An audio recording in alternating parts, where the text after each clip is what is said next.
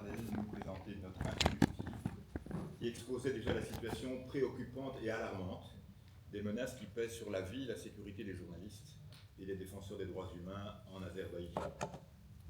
Et d'ailleurs, certains journalistes indépendants qui étaient venus témoigner de cela il y a 2 ans, aujourd'hui, ont été condamnés à des peines de prison violentes et dures. La situation s'est effectivement encore détériorée, les arrestations totalement arbitraires, des accusations sous des prétextes totalement mensongers, fallacieux, et des procès inéquitables qui se sont succédés et multipliés. Parce que le pouvoir judiciaire est sous le contrôle du gouvernement, du président Liev, et que les arrêts de la Cour européenne des droits de l'homme ne sont pas appliqués.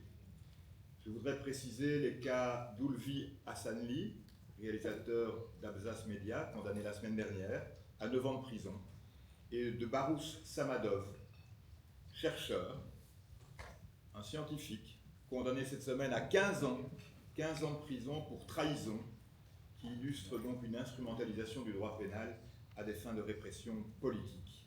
Alors j'ai donc le plaisir d'accueillir 3 éminents experts dont les contributions vont nous guider vers les bonnes conclusions.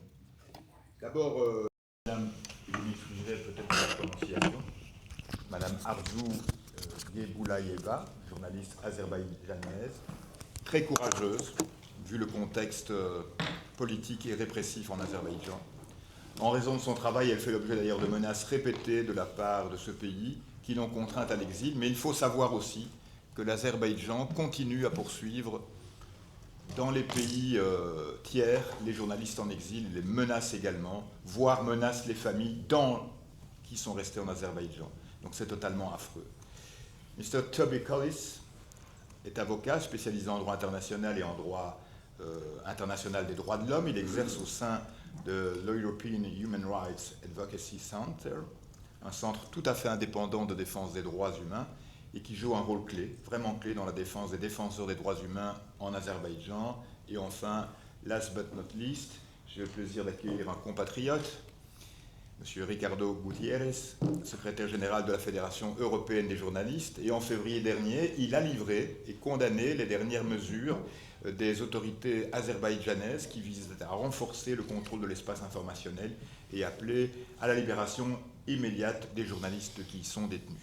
Je vous remercie vraiment du fond du cœur de votre présence, car ce n'est pas un dossier facile, tellement il y a des enjeux géopolitiques et géoénergétiques liés au fait que parfois on est complaisant vis-à-vis de l'Azerbaïdjan. Et donc je me réjouis de vous entendre, d'échanger avec vous sur ce sujet. Je propose, Monsieur le Président, que, voilà, je ne suis pas français, mais je suis belge, mais j'ai encore un peu de galanterie. Je proposerais que nous commencions par Madame Arzu Geboulayeva, puis que nous entendions M. Ricardo Gutiérrez et que nous concluions par la contribution de M. Toby Collis. Avant de passer à la discussion, je vous remercie. Thank you, Christophe, and I'm content that we should proceed in the order that you've indicated.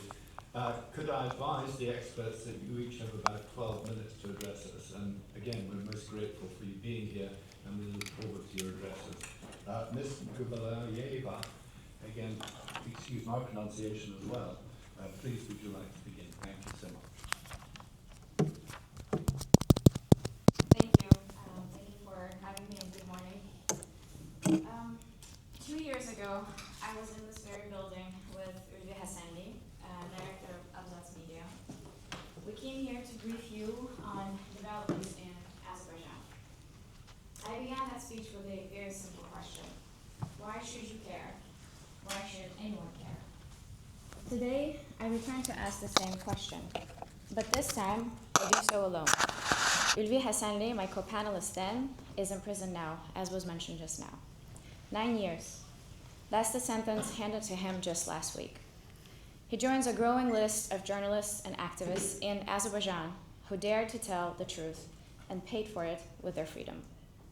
Sevinç Vagif kızı, Mehmet Kekalov, Nergiz Absalamova, Elnara Gasımova, Hafiz Babalı, Ulvi's team, all behind bars. Their crime? Investigating corruption, not praising the concrete, empty statements, and hollow government policies. Choosing truth over free apartments, like many other government-affiliated journalists have done in the past, reporting on matters and issues that may land them in prison, fearless, because that is the kind of journalism one does, even when in the face of potential reprisals. Journalists from Meydan TV, Ramin Dako, Aynur Gambarova, Aysel Umudova, Aytaj Ahmadova, Khayale Ağayeva, and Natiq Javadlı, also silenced, because they showed up when no one else would, when it mattered. Those who collaborated with them are also now behind bars, facing the same bogus charges. Among them, Nurlan Gəhramanlı, Fatimə Mövlamlı, Şəmşəd Ağayev, Ulviyə Ali. All of these names that I just mentioned are in pretrial detention, and that period was extended by another 3 months just 2 days ago, on June 24th. The same applies to journalists from Toplum TV and its affiliated colleagues, like Akif Gurbanlı, Ruslan İzzetli, who are among at least 10 people currently in pretrial detention as part of Toplum TV case, so-called criminal investigation, also on bogus charges. There's also Channel 13 and Channel 11 editors, Aziz Orucov and Timur Karimov, who have been also placed behind bars. Karimov actually sentenced to 8 years, while Orucov awaits the court's decision. In total, some 25 journalists. When combined with all civic activists and rights defenders, some 50 people behind bars since November 2023. So why should you care? Because civil society in Azerbaijan is decimated, dissolved in a soup of state-funded puppets known by the charming acronym GONGOS, an empty pantomime of civic engagement. Caring matters because the people who actually did the work, Anar Mehmedli, Bashir Suleymanlı, Rufat Safarov, Imran Aliyev, and many others, are all now behind bars. Because with no independent civil society and journalists, there's no accountability. And no, accountability isn't some decorative word you slap onto reports. It's the foundation of every document this institution is built on. Caring matters because we have allowed a smokescreen of reforms, EU-funded national action plans, training programs, development budgets, to mask what has become a country run not by law, but by unchecked power, fear, and impunity. In 2017, the Azerbaijani Penitentiary Service received more than 1 million euros from the EU and the Council of Europe. Since 2014, 23 million euros have been handed over for judicial reform, capacity building, and my personal favorite, improving prison conditions. Money well spent, I ask you? Let's take a look. Here's an excerpt from the interrogation of independent journalist Ulviyə Guliyeva, or Ulviyə Ali, as she's known among friends. The policeman standing over my head started punching me each time I said, I don't know. 5 times in the back of the head, twice in the middle, twice in the temple. Once they saw I was not going to give up the passports, they started pulling my hair in different directions, pulling it out. Then they brought what looked like an electric shock device. One said, I'll break your ladyship. My heart was in my mouth at these words. We have long seen and heard what the Azerbaijani police are capable of. The Azerbaijani police abuse people, beat them, and commit illegal acts. Little did I know the Azerbaijani police can abuse and rape a woman. This is not medieval history. This is now. Or here's another account of torture from Ulvi Hasanli, from his own prison diary. Slap, kick, punch, truncheon and blow, swearing. Inmates handcuffed to cell bars, to beds, suspended in stress positions for hours. 9 to 10 a.m. That's the torture hour. Management calls it discipline. Hasanli has documented 58 cases in 6 months since being placed in pretrial detention. And that's just what one journalist could count. Imagine what's happening behind the closed doors of pretrial detention centers, in the silence where even reporting from prison will no longer be possible. There's also this testimony and recollection of Anna Tagiyeva, a former transgender inmate who spoke to Meydan TV in 2024. In the interview, Tagiyeva recalled how she was forced to strip alongside other inmates and used as a weapon of psychological coercion. Prison management called it a strategy. This month, Ali Zeynal, an employee of the Institute for Democratic Initiatives, currently on trial as part of the larger Toplum TV case, has penned a letter to the Ministry of Justice. In his letter, Zeynal detailed violations of laws and inadequate sanitary conditions at the pretrial detention facility where he and many others are being held at the moment. Zeynal described dire cell conditions, contrasting them with a renovated and clean cell number 12, shown to a Ministry of Justice commission just a month prior. In his own cell, number 19, Zeynal reported cockroaches, rats, and personal belongings contaminated with sewage. He also recounted mistreatment of penitentiary service employees, including being placed in solitary confinement after complaining about ventilation. Shortly after his letter was publicized, Zeynal was subjected to psychological pressure and threatened with transfer to a high-security prison. His right to phone calls with family members has also been restricted. There's also the story of labor rights activist Elvin Mustafayev, who was sentenced to 3 years in January 2025. He has been placed in solitary confinement since May 6 in retaliation for a hunger strike he started in support of another jailed politician, Tawfik Gabablo. During this period, he was also transferred between prisons without informing his lawyer or his family. On June 24, it was reported that the labor rights activist was beaten by the head of the penitentiary number 6 and 2 other employees of the penitentiary service. As a result, the activist reportedly lost his conscience and had his ear fractured. You may also want to know how a group of police officers beat up a group of young men, all minors, who were sitting at a park in Baku until police officers showed up, took them against their will, beat them, swore at them, and demanded bribes from their families in exchange for their release. Or how young civic activist Ahmed Mehmedli was beaten by the police during his arrest. The damage left is colossal, as Mehmedli lost his eyesight.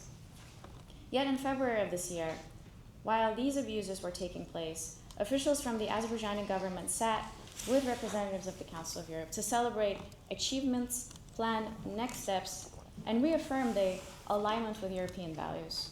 Do you see the contradiction? The government of Azerbaijan has mastered repression with a PowerPoint smile. The land borders have been closed for 5 years, ostensibly due to COVID. Yet flights continue, elite travel remains untouched. This isn't public health policy, it's a pressure cooker. Meanwhile, the youngest critical voices, people like Iqbal Abilov and Bahruz Samadov, have received lengthy jail terms for thinking critically. Activists are being punished not for actual wrongdoing, but for international recognition of their work. The irony is thick. In a state that punishes fame, global praise is liability. Now let's talk about the charges. Journalists and activists are being accused of abuse of authority, smuggling, money laundering. Let me ask, who in Azerbaijan actually has the authority to abuse? The government and ruling family have been named in international investigations for laundering billions, from the laundromat exposés to the Panama and the Pandora Papers. These are not allegations. These are documented financial crimes on a scale that makes the average fraudster look like they were stealing pocket change. Yet it is the critics who are jailed for financial misconduct. It's a Kafka in a tracksuit. And here's where it gets uncomfortable. This didn't happen in a vacuum. This repression is emboldened by external validation. Governments, journalists, academics, and institutions who pretend they don't see the rot, or worse, who see it and stay silent because there's gas, there's trade, and diplomatic optics at stake. When you award the regime prestige while ignoring the grave human rights violations and blood on its hands, you're not being neutral, you're being complicit. So here's what I ask from this committee, from PACE, and from every member state. Establish a dedicated legal aid fund for families of political prisoners, managed outside Azerbaijani state structures to cover the legal representation, court costs, and international advocacy. Prioritize direct funding and operational support to exiled media outlets and journalists. These are the last free voices documenting the truth, and they are being slowly starved out. Impose conditionality on all funding and partnership frameworks. No more blank checks for national action plans that whitewash torture and repression. Require independent audits and verifiable benchmarks for every euro spent. Launch a special monitoring mechanism on Azerbaijan's prison systems, building on CPT's findings, but with teeth, public reporting, sanction triggers, and mandated responses.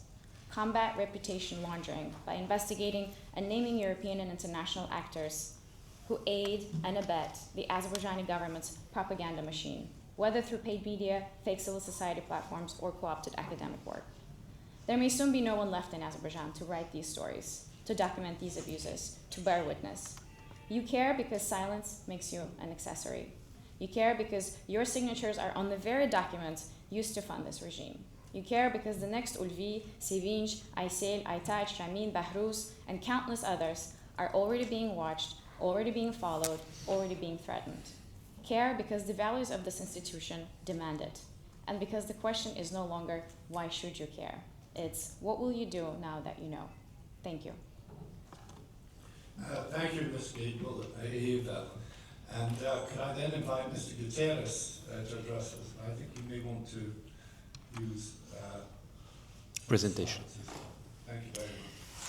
Merci, Monsieur le Président, Monsieur le rapporteur, Mesdames et Messieurs les membres de la Commission des questions juridiques et des droits de l'homme. Je vous remercie d'abord de m'offrir l'opportunité de vous livrer l'éclairage de l'organisation représentative des journalistes en Europe. La Fédération européenne des journalistes que je dirige représente 300 000 journalistes dans 44 pays d'Europe à travers 74 syndicats et associations de journalistes, dont le syndicat des journalistes d'Azerbaïdjan, UI, qui compte 170 membres. J'étais à Bakou, voici tout juste 2 ans, en juillet 2023. La situation s'est dangereusement dégradée dès l'automne 2023, avec des vagues successives de répression qui ont visé les journalistes indépendants, singulièrement celles et ceux qui menaient des enquêtes, comme l'a rappelé Arzu, sur la corruption de la classe dirigeante en Azerbaïdjan. Et à quelques exceptions près, tous les journalistes que j'ai rencontrés à Bakou en juillet 2023 sont aujourd'hui en prison. Sur l'image, cette image de juillet 2023, vous reconnaîtrez Ulvi Hasanli au centre, directeur d'Absas Media, condamné vendredi dernier donc à 9 ans de prison. Et au premier plan, Muhammad Kekalov, condamné, directeur adjoint d'Absas Media, condamné lui à 7 ans et 6 mois de prison, en la compagnie d'Anthony Bélanger, secrétaire général de la Fédération européenne des journalistes. Vous le savez, l'Assemblée parlementaire du Conseil de l'Europe est à l'initiative de la plateforme du Conseil de l'Europe pour la protection du journalisme, qui recense donc les violations de la liberté de la presse dans les États membres, ainsi qu'en Russie et au Bélarus. Et grâce à cette plateforme, nous savons qu'il y a actuellement 36 journalistes en prison en Azerbaïdjan. Vous avez la liste sur l'écran, extrait donc de cette plateforme du Conseil de l'Europe. Il y a davantage de journalistes en prison en Azerbaïdjan qu'en Turquie, et pratiquement autant qu'au Bélarus. La dernière vague de condamnation est intervenue, monsieur le rapporteur l'a rappelé, vendredi dernier, le 20 juin, avec des peines extrêmement lourdes infligées à 7 journalistes, 6 dirigeants et collaborateurs du média indépendant Absas Media et le correspondant de Radio Free Europe. Ils ont écopé de peines allant de 7 ans et demi à 9 ans de prison. On l'a dit, la Cour a déclaré les accusés coupables de trafic, d'entrepreneuriat illégal, de blanchiment de sommes importantes en provenance du crime, d'évasion fiscale et de falsification de documents. Les enquêteurs ont prétendu avoir découvert une somme de 40 000 € dissimulée dans la rédaction d'Absas Media en novembre 2023 lors d'une perquisition qui a duré 5 heures. Ce procédé illustre parfaitement la tactique des autorités azerbaïdjanaises. Dans de nombreux cas, les journalistes inquiétés sont poursuivis sur base de délits économiques et financiers, sur base de preuves matérielles qui peuvent avoir été très facilement fabriquées, très facilement mises en scène. Les procès truqués sur base de preuves falsifiées sont une pratique courante en Azerbaïdjan. C'est la même technique qui avait été utilisée voici 10 ans pour arrêter la journaliste d'investigation Khadija Ismailova, figure de proue de la lutte pour la liberté de la presse en Azerbaïdjan. Et déjà, à l'époque, les autorités avaient utilisé de fausses preuves matérielles pour obtenir la condamnation de cette journaliste, donc dans le cadre d'une procédure judiciaire truquée. L'histoire ne fait donc que se répéter. La plupart des journalistes qui ont été condamnés vendredi dernier sont les héritiers de Khadija Ismailova. C'est elle qui les a formés au journalisme d'investigation. Une constante encore en Azerbaïdjan, la typologie des cibles de ces procédures truquées. Ce sont pour la plupart des journalistes d'investigation qui menaient des enquêtes sur la corruption du régime Aliyev, sa famille et le cercle restreint de ses proches.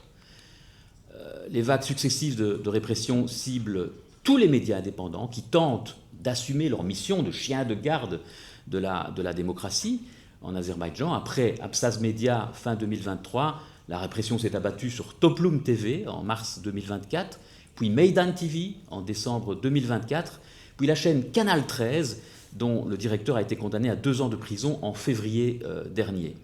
Un journaliste azerbaïdjanais que j'ai rencontré mardi à Bruxelles, avant-hier, m'a confié qu'il ne restait plus un seul journaliste indépendant, pas un seul média indépendant, aujourd'hui susceptible de porter un regard critique sur les autorités azerbaïdjanaises.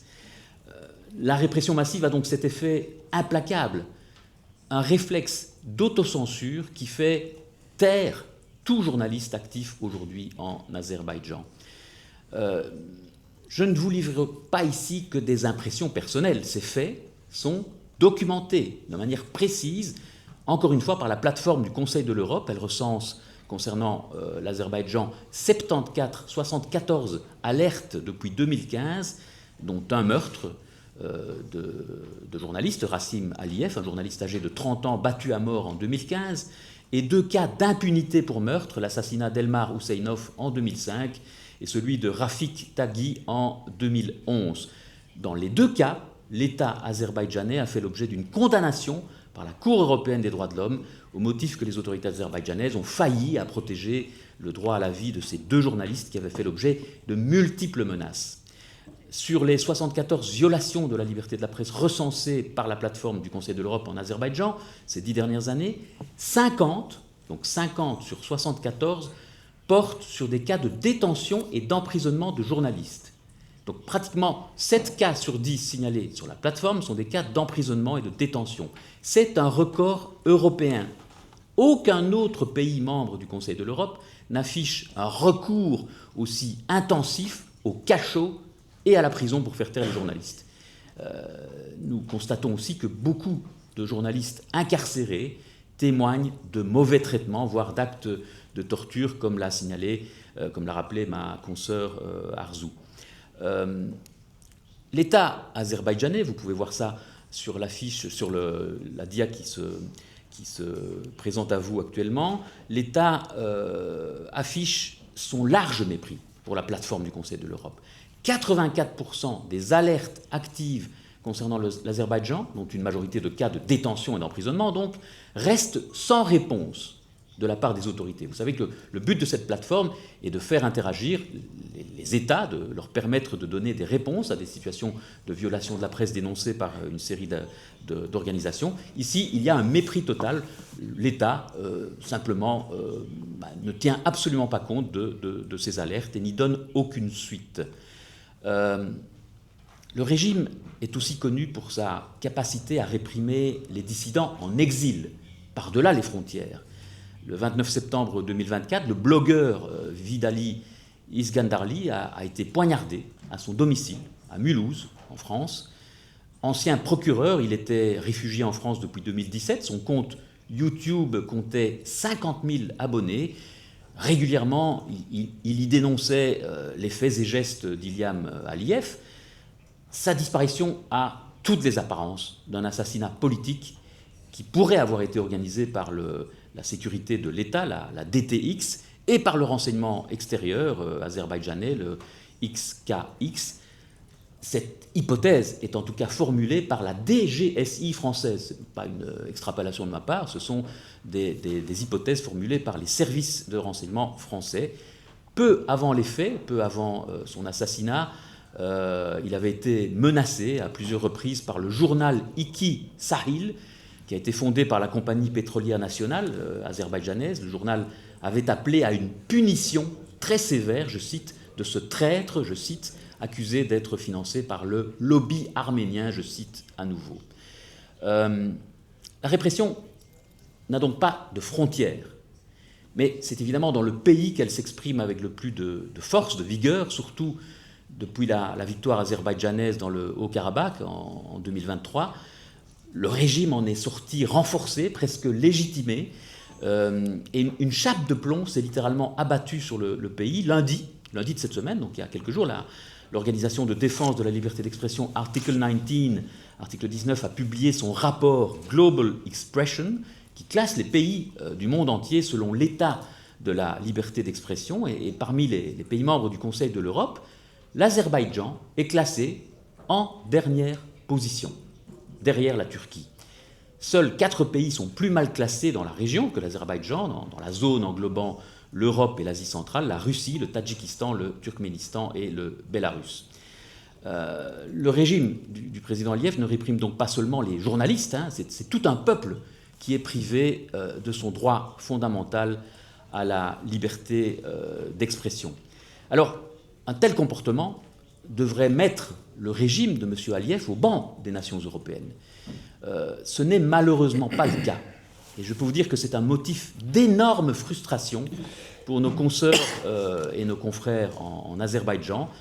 Les décideurs politiques européens, particulièrement depuis le déclenchement de la guerre en Ukraine et les menaces qui s'ensuivent sur l'approvisionnement énergétique européen, se taisent sur les violations répétées de la liberté de la presse et des droits de l'homme en Azerbaïdjan.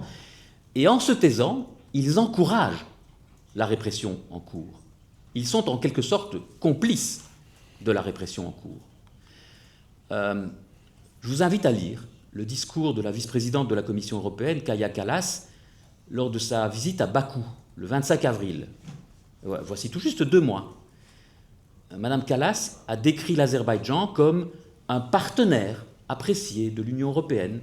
Elle a félicité l'Azerbaïdjan pour son soutien humanitaire à l'Ukraine. Elle a félicité l'Azerbaïdjan pour son leadership en tant que pays d'accueil du sommet climatique COP29. Elle s'est félicitée de la reprise des négociations en vue de conclure un accord de partenariat et de coopération entre l'Union européenne et l'Azerbaïdjan. Elle n'a pas dit un mot des violations répétées des droits de l'homme, pas un mot sur la répression des journalistes et de la société civile, pas la moindre mention des 36 journalistes aujourd'hui en prison en Azerbaïdjan. Ce lundi, un communiqué anonyme du porte-parole des services diplomatiques de l'UE, de l'Union européenne, a décrit les condamnations scandaleuses de vendredi dernier comme un développement inquiétant, a worrying development. Un communiqué de 4 phrases. 4 phrases. Ce genre d'attitude, mesdames et messieurs les membres de la Commission, revient à normaliser la répression violente du régime, son mépris de l'état de droit et de la démocratie. Ces 2 dernières années, la répression politique a atteint des niveaux stupéfiants en Azerbaïdjan. À travers vous, nous appelons les États européens et la communauté internationale à mettre enfin la pression sur les autorités du pays, à exiger la libération immédiate des 36 journalistes emprisonnés, ainsi que tous les représentants de la société civile qui ont juste commis le crime d'avoir exercé leur droit à la liberté d'expression. Merci pour votre attention. Je reste à disposition pour toute question, tout commentaire ou tout complément d'information. Merci. Thank you, Mr. Gutierrez. Mr. Collis, could I invite you to address us? Thank you so much. Good morning. Thank you for the opportunity to speak. I am a lawyer with the European Human Rights Advocacy Centre, also known as IRAC, an organisation that has long worked with Azerbaijani lawyers and civil society to conduct strategic human rights litigation, including at the European Court of Human Rights.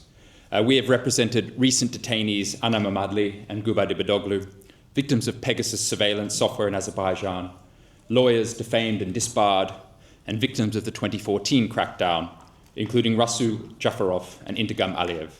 And we actively work on implementation of these cases.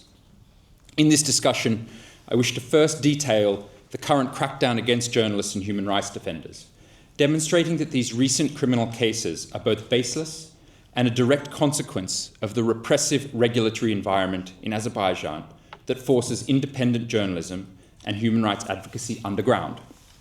Second, to show that failures in implementation of judgments of the European Court of Human Rights, largely from the earlier crackdown of 2014, has enabled and emboldened Azerbaijan to conduct the recent crackdown. And third, to indicate that the existing approach by the Council of Europe towards Azerbaijan has failed, given that Azerbaijan ignores calls for systemic improvement to human rights standards and persistently refuses to cooperate with monitoring bodies, and that a strong, unified strategy against Azerbaijan is both timely and necessary. When Azerbaijan was first admitted to the Council of Europe in the early 2000s, it made a number of commitments to human rights and the rule of law, including the independence of the media. It was explicitly required to release or grant new trials to political prisoners. It made these promises with its fingers crossed behind its back, and has instead embarked on a largely successful campaign to eliminate independent journalism and civic space. The first major crackdown occurred in 2014, when a number of opposition figures, human rights defenders, and journalists were criminalized for legitimate activities. In part, this repression was a direct consequence of them being unable to operate officially due to repressive laws on the registration and administration of NGOs and on the issuance of grants from foreign donors, and abusive, selective practices by the authorities. This meant that those wishing to work on human rights issues had to operate in a legal grey area, as it was largely impossible to register and operate an independent NGO on human rights, as well as receive grants from foreign donors. Activities that could have potentially resulted in administrative liability or fines were used as a pretext by the authorities to criminalize activists for illegal entrepreneurship and tax evasion. Others were victims of charges of possessing drugs or weapons or hooliganism based on planted or fabricated evidence.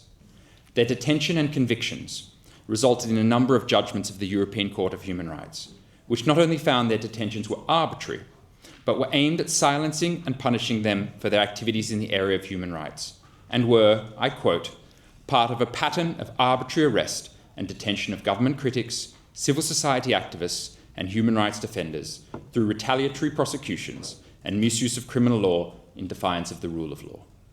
The court found that this pattern could give rise to further repetitive applications. 10 years later, the court's suggestion was prophetic, with authorities using the same repressive playbook. Azerbaijan has never been properly held to account for this crackdown, which has emboldened it to continue to attack those who expose the wrongdoings of the ruling party, expose corruption, abuses by law enforcement in prisons, or question its precious oil and gas. The run-up to the 2024 presidential elections saw a new wave of criminal repression. First in June 2023 was academic and politician Gubadibadoglu, followed by journalists from Abzas Media and Canal 13. After the election, journalists from Toplam TV and human rights defender, election monitoring expert Anna Mamadli were arrested. After COP29, a round of journalists from Meydan TV were arrested. 2 academics have been charged with treason. In total, 25 journalists have now been arrested as a result of this media side. There has been a rapid increase of criminal charges against female journalists compared to the earlier crackdown, with allegations of threatened sexual assault against these victims. There are now over 300 political prisoners in detention, and arrests of critical voices are continuing. The authorities have levelled a range of charges against these individuals. Most media detainees and human rights defenders have been accused of smuggling foreign currency. Others have been accused of fraud, extortion, money laundering, extremism, hooliganism, or illegal construction. The charges are accompanied by smear campaigns by the pro-government media. Evidence of these crimes is either non-existent, fabricated, or comes about due to the need to operate under the same restrictions faced by those in the 2014 crackdown, actions that the European Court of Human Rights has explicitly found are not criminal offences. Most are still in pre-trial detention or are already convicted of long jail sentences and have consistently complained of torture and ill treatment and lack of adequate medical care. Those already convicted include scholar Iqbal Abeloz, sentenced to 18 years for treason, opposition activist Tofik Yagublu, 9 years for fraud and document forgery, and media director Azu Orzhov, 2 years imprisonment for illegal construction. Just last week, on 20 June, 7 journalists from Absas Media were convicted of smuggling, receiving 7 to 9 years imprisonment. The Clooney Foundation for Justice, which is monitoring trials in Azerbaijan, has indicated fair trial irregularities. Critically, the number of lawyers who are willing and licensed to represent these individuals is rapidly diminishing. 5 years ago, you could count their number on 2 hands, but these days on only 1, as lawyers are subject to disciplinary hearings and disbarment for independent advocacy or speaking out on the situation of their clients. As a result, there is basically no active civil society or independent media left in Azerbaijan, and those detained lack their right to defend themselves. Those journalists and human rights defenders who were not arrested are now in exile, with very little nor sustainable support to continue their work. There is strong evidence that Azerbaijani journalists, lawyers, and activists have been subject to illegal surveillance through the use of Pegasus software. The situation in Azerbaijan is by far the worst in the Council of Europe. This crackdown sits within a broader degradation of the enjoyment of human rights in Azerbaijan.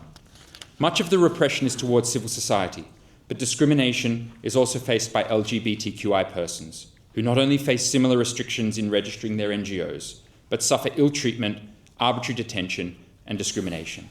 The same goes for religious minorities. Whilst the government admitted violations concerning police raids on LGBTQI persons in 2017, it made no undertaking to prevent future violations, undermining the prospects for improvement on this issue.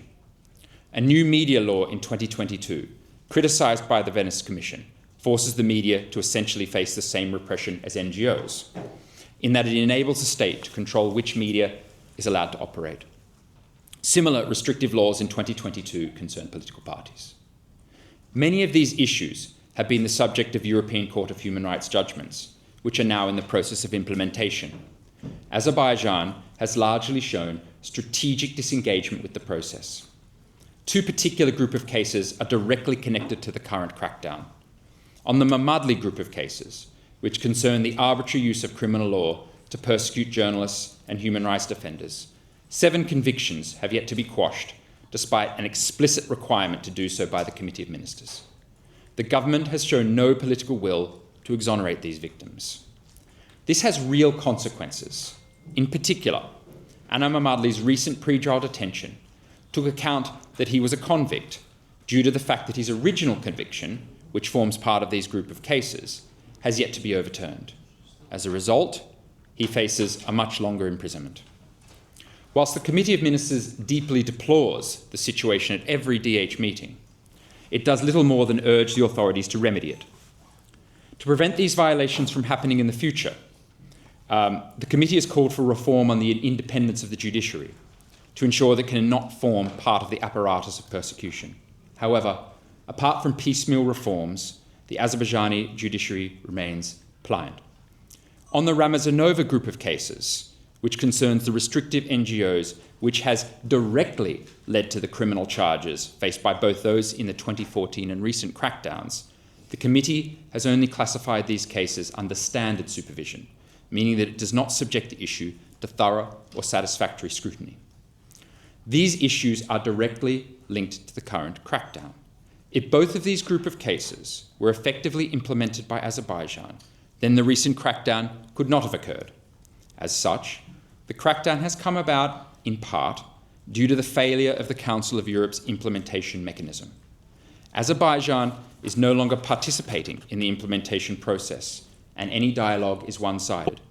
This dire situation has zero prospect of improvement, given President Aliyev's recent statement that Azerbaijan will no longer implement judgments of the European Court of Human Rights due to its exclusion from PACE. This failure of implementation is but one aspect of Azerbaijan's strategic disengagement with the organs of the Council of Europe. It has refused to allow election observers both for its presidential and parliamentary elections. It has ignored calls for reform of its repressive media law by the Venice Commission. It has refused to cooperate with the Committee on the Prevention of Torture, which forced it to publish its normally closed recent report. Azerbaijan clearly does not share the values of the Council of Europe, and yet it still enjoys full membership. Some say some form of dialogue is better than none, and it is better to keep Azerbaijan in the European Club of Nations than expel them. We at Iraq agree, and it's important for civil society to have somewhere to turn to. But we ask that all organs of the Council of Europe do all that they can to bring about some change in the behaviour of Azerbaijan. This requires cooperation and consistent messaging. The Committee of Ministers must, in the minimum, subject the Ramazanova group of cases to enhanced supervision in the implementation of judgments, and consider infringement proceedings for the persistent non-implementation of the Mamadli group of cases. It must work with PACE and the Secretary-General to consider initiating the complementary joint procedure and decide which organ is best placed to engage the process. All organs must work together to develop a roadmap that explicitly focuses on the dire state of civil society and independent journalism in Azerbaijan. Given the flagrant non-cooperation of Azerbaijan in the Council of Europe processes, its open disrespect for human rights, and its decimation of civil society, if now is not the time for this process, then when? If we have learnt one lesson from the situation of Russia, it is that acting too late is tantamount to not acting at all. We must act, and soon, or there will be no civil society or journalism left to save. Thank you, Mr. Collis. Could I now invite the co-rapporteur for monitoring on Azerbaijan, Mr. Robertson, to comment. Thank you so much for being with us.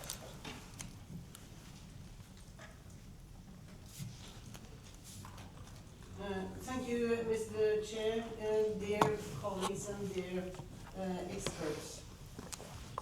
Firstly, I would like to thank the Committee on Legal Affairs and Human Rights and its rapporteur for having organized this important hearing and for the invitation to take the floor. Let me just briefly summarize the state of our works on Azerbaijan. The Monitoring Committee adopted its latest monitoring report on Azerbaijan in December 2023. It became public only in February 2024 after the presidential election. Due to the non-ratification of the Azerbaijani delegation's credentials in January 2024, the Assembly has not debated that report yet. Our report pointed out serious concerns as to the country's ability to conduct free and fair elections, the separation of powers, the weakness of its legislature vis-à-vis the executive, the independence of the judiciary, and respect for human rights. It also condemned the continued crackdown on civil society and the existence of political prisoners. Since the non-ratification, the relations between the Assembly and the Azerbaijani authorities have been even more complicated. The Assembly was, as was mentioned here, not invited to observe the latest parliamentary election of 1st September 2024. And before that, in August 2024, the authorities imposed a ban to enter the country on colleagues who had voted in favor of non-ratification. In October 2024, the Assembly held the current affairs debate on the deterioration of the democracy, rule of law, and human rights situation in the country. Last January, the Azerbaijani delegation did not present its credentials and therefore has been absent in the Assembly this year. As co-rapporteurs for the Monitoring Committee, we have followed the deteriorating human rights situation in the country since January 2024 and have issued a number of statements condemning arrests, detentions, or convictions of human rights defenders, including Anar Mamadli, Bakhtiar Haliyev, and Gubad Ibadullo. Unfortunately, due to the absence of the Azerbaijani delegation, our means are limited and cannot pursue our dialogue with the authorities. As part of preparing the monitoring report, I visited Azerbaijan twice in 2023. In June, I met some of the detained Alsace media journalists, including Ulve Hasanli and Mahamat Kekarov, who had just been sentenced to long prison terms. I was in Baku on my second fact-finding visit when they were arrested in November 2023.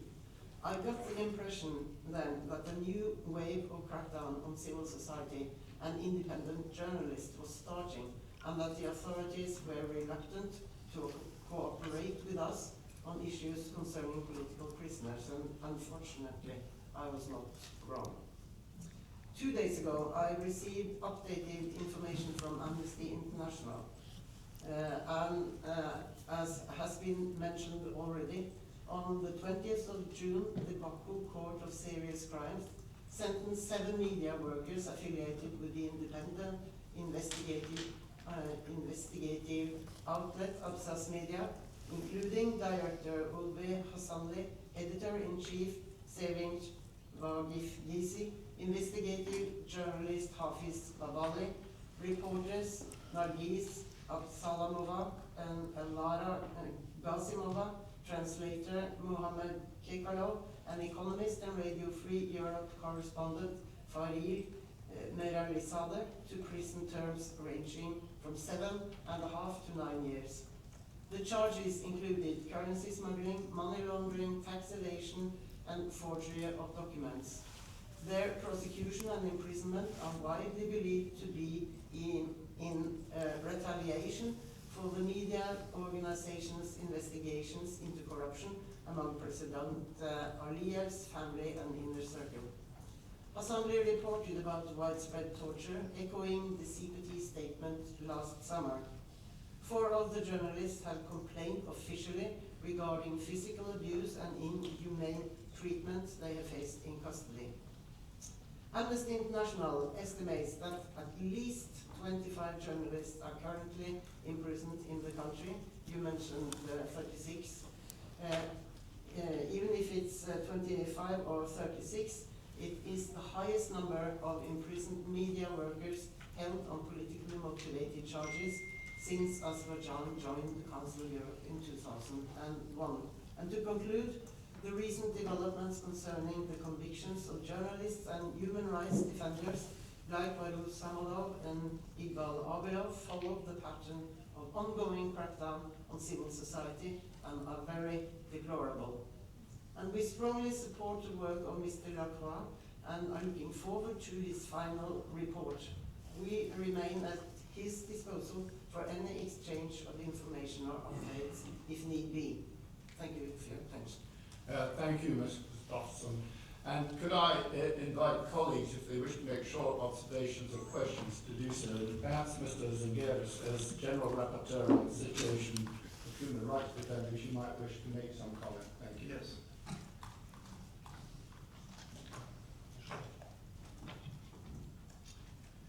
Thank you. We just facing absolute systematic breaches of obligations and commitments by one member country, and the landscape is more like terrible. So 36 imprisoned journalists, and actually who are actually looks like not only investigative journalists, but they looks like human rights defenders. That's become an issue of human rights defenders.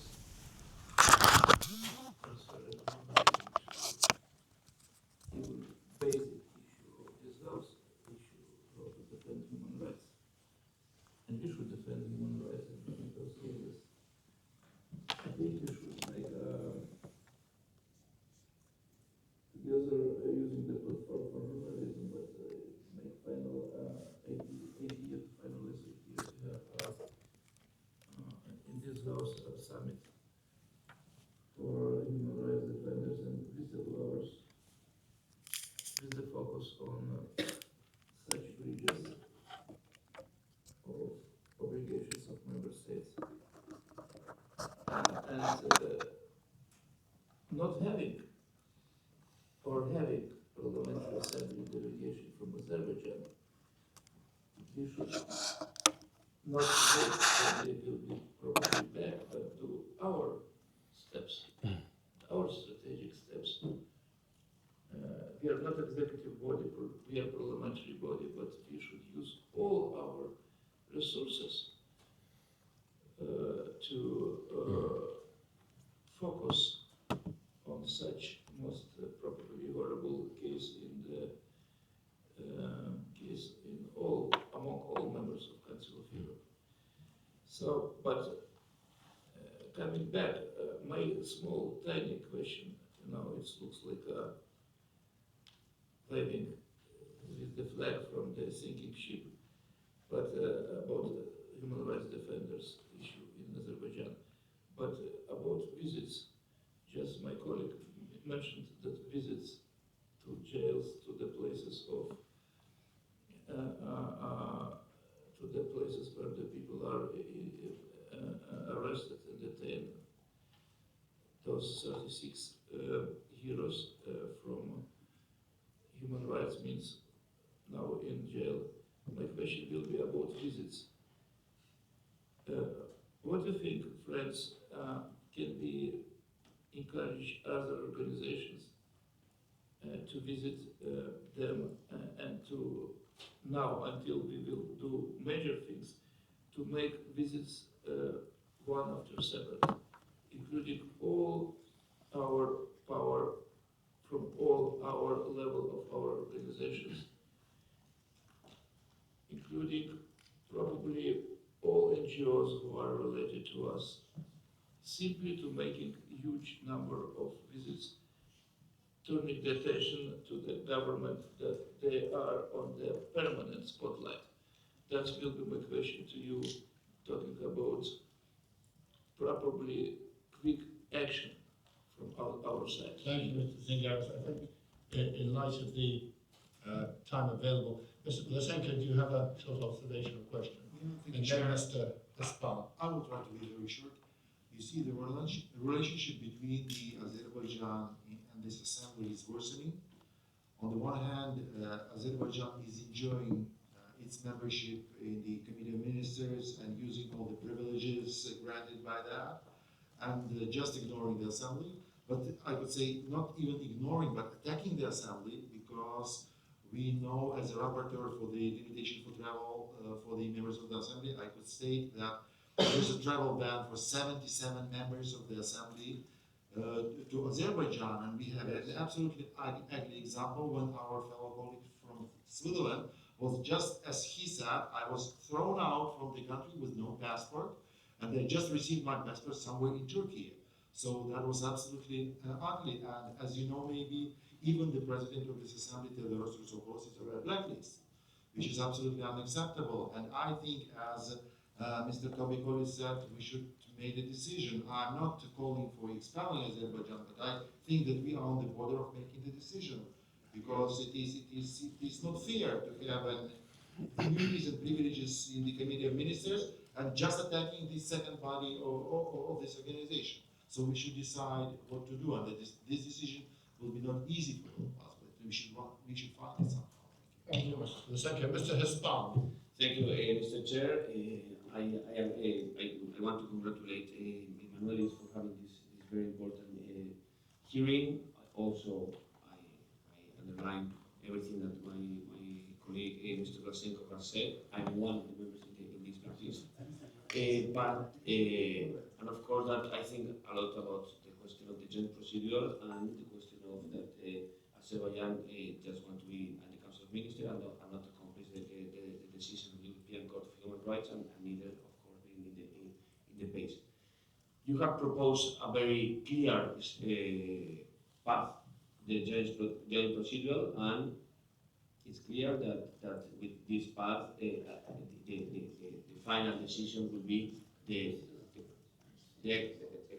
exit or expel of Azerbaijan. But after that, what would be the next step? This is my question. Thank you. Mr. Vardanian, thank you. I don't want to penetrate in the substance of discussion, because I see a lot of faces. I don't want to be considered as a biased person. But there is also another new trend in Azerbaijan. Those who are expressing their ideas, journalists, bloggers, they're messages about the necessity to establish peace in the region are also actually imprisoned. And this is another track, and I would like to invite your attention of the co-monitor of the situation, because it's become dangerous. I would like to say that we are lucky we are just blacklisted. I don't know what would be with me if I would be in Azerbaijan. Thank you. Before I call upon Mr. Lacroix to sum up, I'd like to give each of our guest experts just 1 minute to respond to the observations. And you may share your minute with the person beside you if you wish. But please, can we start with you, Ms. Ilieva? Thank you. Thank you. I like the idea of prison visits. I think it's really important because every time there is a tension on a political prisoner from within the country, from outside the country, it means that that political prisoner's life may just improve, perhaps slightly, but still improve in the prison facility where they're being held. This is also really important for keeping the attention on the prisoners, whether they're journalists, whether they're human rights defenders or political activists. Having these visits as often as possible is a useful tool to also keep pressure on the authorities to express that there is interest. And it's not just every once in a while, every once in a blue moon type of visit. I do support that idea. Thank you. Oh. I'm afraid with the amount of time available. Mr. Gutierrez. Oui, je crois que l'idée de visite dans les prisons évoquée par M. Zingeri, c'est vraiment essentiel. On fait face maintenant à une politique isolationniste de l'Azerbaïdjan. Depuis des années, la Fédération européenne des journalistes organisait des formations à la sécurité des journalistes pour donner aux journalistes azerbaïdjanais le savoir-faire, comment se protéger de la surveillance d'État, etc. Et pour la première fois depuis des années, donc, nous sommes dans l'incapacité de le faire. Il y a une interdiction qui nous a été faite de mener ces formations en Azerbaïdjan. Donc, le pays se referme, et je pense que s'il est possible qu'une délégation du Conseil de l'Europe de rendre visite à ces journalistes en prison, ce serait essentiel pour leur morale aussi à eux, qui ne se sentent pas totalement coupés du monde, totalement isolés. Et donc, je soutiens fermement cette proposition, ainsi que les mesures qui pourraient être prises par le Conseil de l'Europe dans la foulée de ce que mon collègue Toby Collis a énoncé en termes de procédure concernant la participation de l'État azerbaïdjanais au Conseil de l'Europe. Thank you so much, Mr. Gutierrez. Mr. Collis, would you like to make some observations? I'll make a brief observation. I've agonized with this problem as well about what the ultimate end game is of the joint complementary procedure. However, doing nothing is no longer an option. Azerbaijan cares about its international prestige and its status amongst the international institutions, and some action is required and is long overdue. I think whilst exclusion from the Council of Europe is envisaged by the procedure, it is not inevitable, and a specific and concrete roadmap that prioritizes the protection of human rights defenders and journalists and the enjoyment of human rights and compatibility with the convention standards is absolutely required, is necessary, and is timely. Thank you very much.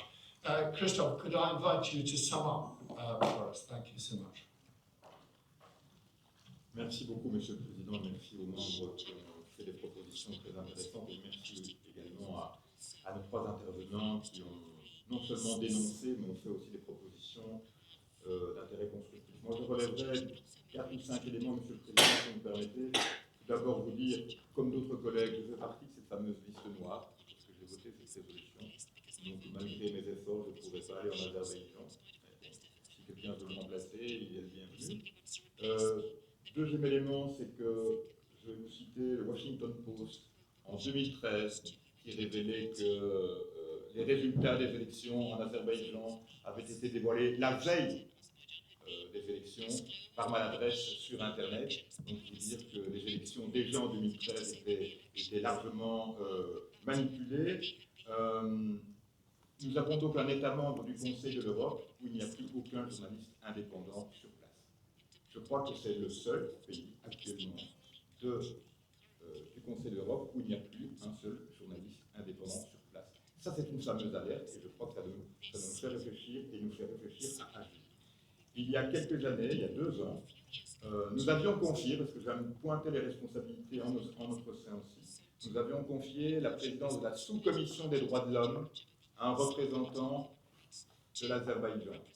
Regardez à quel point nous étions incohérents dans la manière de pratiquer, puisque nous légitimions à travers une sous-présidence d'une commission des droits de l'homme quelqu'un qui agit à l'instar du président Aliyev en réprimant les journalistes, les défenseurs des droits de l'homme, les blogueurs dont Vladimir Vardanyan a parlé également, donc toutes ces jeunesses qui se lèvent aussi et que nous devons protéger. Alors c'est le prix du gaz, évidemment, Monsieur le Président, mes chers collègues. On n'a plus de gaz russe, donc on prend du gaz azéri. Et tout le monde sait que c'est le même gaz, mais qui passe par l'Azerbaïdjan et qui redevient, il n'est plus russe, il est azéri. Et donc l'Union européenne, elle dit, oh ben voilà, on a du gaz qui porte la bonne étiquette. C'est ça le prix du silence de l'Union européenne et le prix du silence de Mme Kallas, etc. Et ça, c'est une honte pour nos démocraties. Parce que nous sommes tellement prétentieux, nous, Européens. On fait la leçon partout dans le monde, en parlant droits de l'homme, valeurs fondamentales, etc. Mais quand il s'agit d'argent, et quand il s'agit de notre bien-être à nous, là, tout de suite, on est prêt à s'aplatir. Alors enfin, j'arriverai, Monsieur le Président, excusez un peu mon côté un peu, voilà, rock'n'roll, si je puis dire, mais franchement, parfois, l'hypocrisie de nos institutions, nos dirigeants, nous inquiète. Sur les visites, je crois que c'est vraiment quelque chose de très important. Mais nous pourrions déjà demander, en tant qu'État membre, à chacun de nos ambassadeurs, sur place, déjà d'aller visiter. Qu'il y ait une visite organisée par notre Assemblée, par le Comité des ministres, c'est une excellente chose. Mais je crois qu'il faut aussi demander à nos ambassadeurs respectifs, qui sont à Bakou, d'aller visiter les prisonniers. Et enfin, je retiens qu'il a été dit que ne rien faire n'est plus une option. Je crois qu'effectivement l'Azerbaïdjan tient à son prestige international et qu'une exclusion du potentiel du Conseil de l'Europe constitue l'arme ultime, mais l'arme que nous pourrions, à mon avis, envisager si vraiment, aujourd'hui, il n'y a plus d'espoir. Et j'espère que les personnes qui sont ici présentes, qui ont témoigné, et parfois au risque de leur vie, ne seront pas menacées là où elles sont. Et donc, si nous devions aller vers une exclusion de l'Azerbaïdjan de notre comité, de notre Conseil de l'Europe, je pense qu'il faudra à côté, Monsieur le Président et mes chers collègues, envisager des mesures de protection pour les journalistes, pour les défenseurs des droits de l'homme, pour tous ceux qui sont poursuivis en exil, de manière à ce qu'ils puissent bénéficier d'une protection de nos États démocratiques. Je vous remercie. Thank you, Mr. Well, could I once again extend my thanks to our guest experts for some very compelling evidence, and clearly the cry for action cannot be ignored for any longer. But thank you again. That is the end of the public session. Could I invite all members of the public who are here to retire?